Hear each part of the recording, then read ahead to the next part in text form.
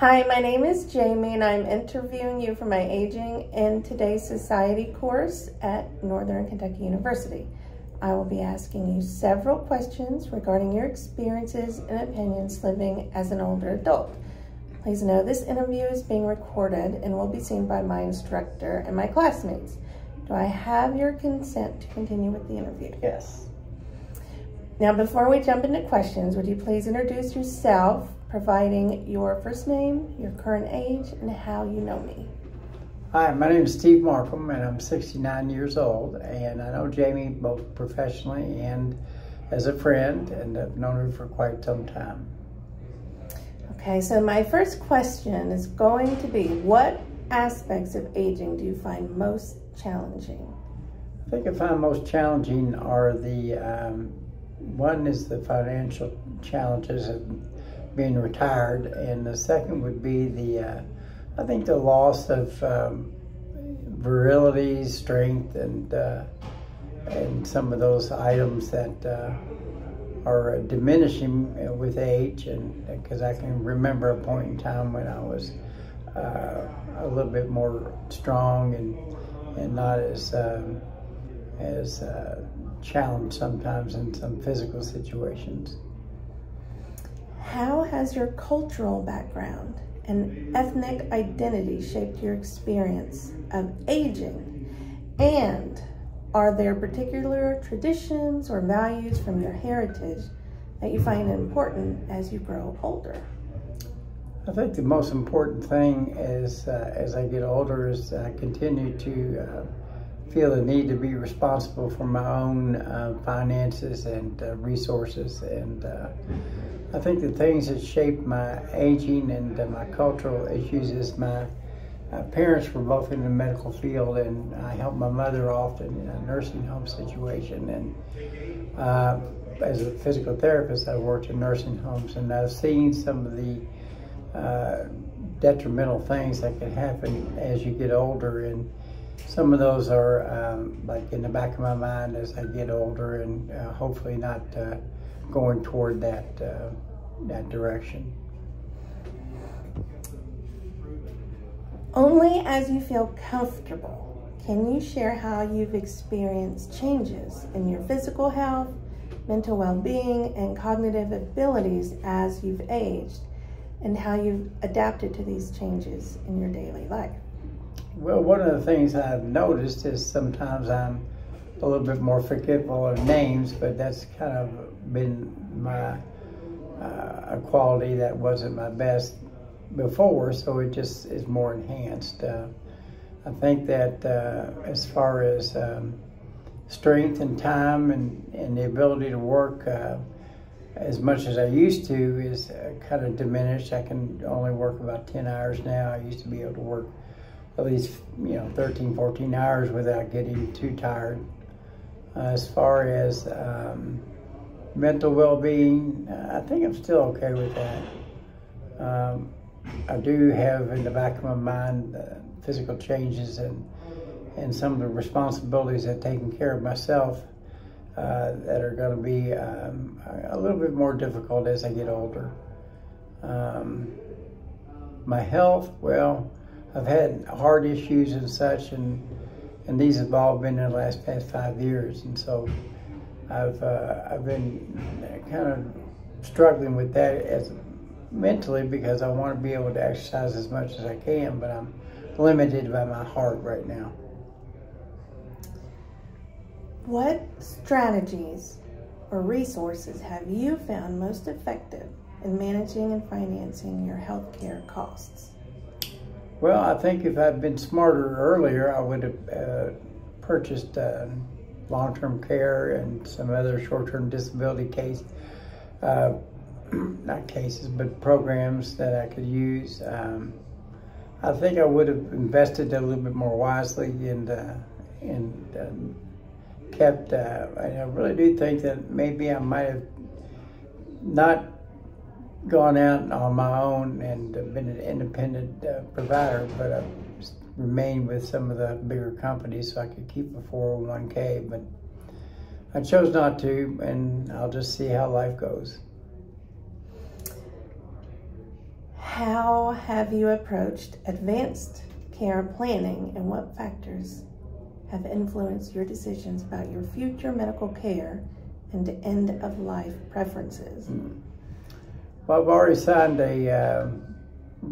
some forms of DNR in my living will that I have in touch with the hospital. And advanced care planning, well, I'm not very good at that, so I'm just doing that as I can. Of course, I'm like most people using Medicare and supplemental insurances like that. Luckily, I've been able to pay for that, but I would have liked to put away more money for my retirement, but I'm still working, so I am probably plan on working as long as I can, so we'll see. What role do you think family and friends should play in caring for and supporting older adults? Well, this is one thing that's kind of a soapbox for me. When I was growing up, we took care of our grandparents in our own home, and we did that, I think I did that with all my grandparents and all of my in-laws, so, and my own parents. So the only person that we had to put into a care home was my mother, and that was on her request because she wasn't able to handle her own medications. But she was mentally okay, but she just needed nursing help, so we were able to take care of it that way.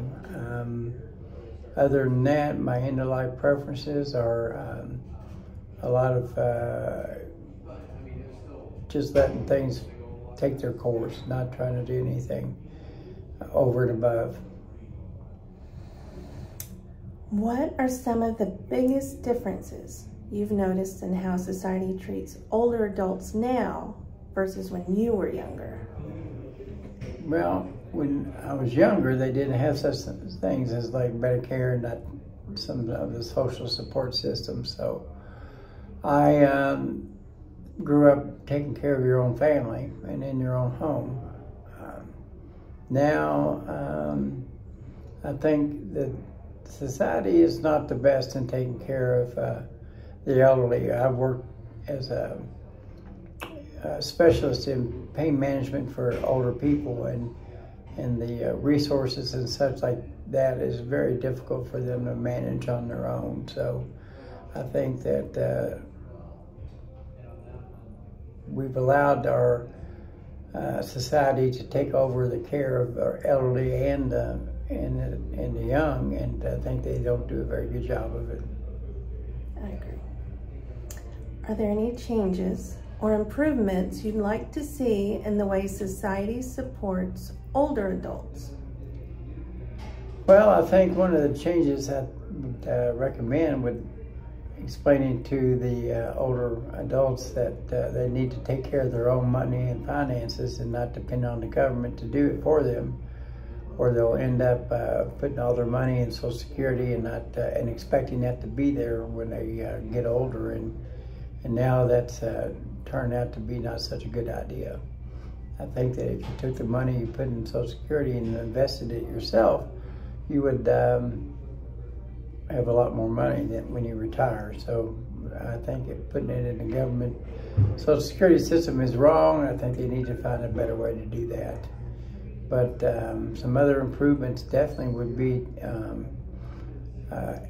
resource centers where the elderly could be in touch. I think the technology is advancing too quickly for them to understand things like smartphones and such, and internet, and we're putting everything now on the internet for them to answer web forms and fill out their paperwork before they get to the doctor online, and they just can't do that. And then also working for advocacy when Medicare is not the best at paying for things that they should pay for, and the elderly don't know how to appeal the process, and they end up not getting the benefits that they should get. And I also think that Big Pharma, sorry, I'm going to call them that, Big Pharma has a tendency to reject and deny medical drugs and such to the elderly because they know they have a harder time appealing the process, and so I think they take advantage of that. Those are some good points. Last question. What advice would you give to younger people regarding aging and life? I think that what they should do is understand that they need to take advantage of all the resources that are available to them as far as benefits of social networking, as far as health concerns and such, and do their own investigation into some of these fad diets and stuff and nutrition, because there's a lot of bad advice out there, and I think that they need to do a little bit more reading and a little less social networking and social dependence on their ideas and function as far as healthcare goes, and pretty much everything in life there. I really do believe they should turn off the screens and try to attend groups, maybe in church or social or community services, and do as much volunteering as they can and network as much as possible, because you're going to need it when you get older. Well, thank you, Steve, and this interview has been concluded. Thank you.